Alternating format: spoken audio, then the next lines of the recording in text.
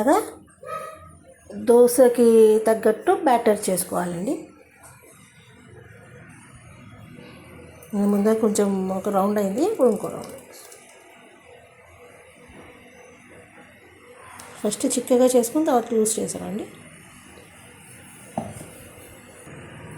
So ఇలా మొత్తం ఒకసారి ఇలా కలిపేసుకోవాలి.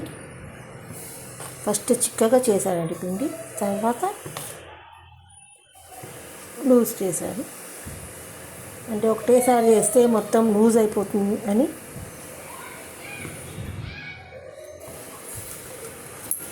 కొంచెం చిక్కగా ఉన్నట్టు అనిపిస్తుంది. కాబట్టి ఈ జార్లోనే నీళ్ళు పోసి మొత్తం వేసేస్తున్నానండి.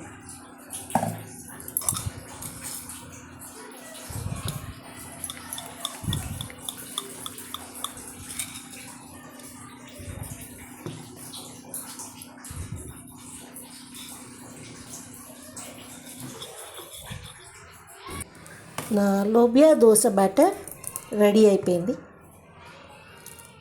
ఇప్పుడు నైట్ అయిపోయింది కదండి, రేపు పొద్దున వేసేసి చెప్తాను. ఇది ఫర్మెంటేషన్ అవసరం లేదండి.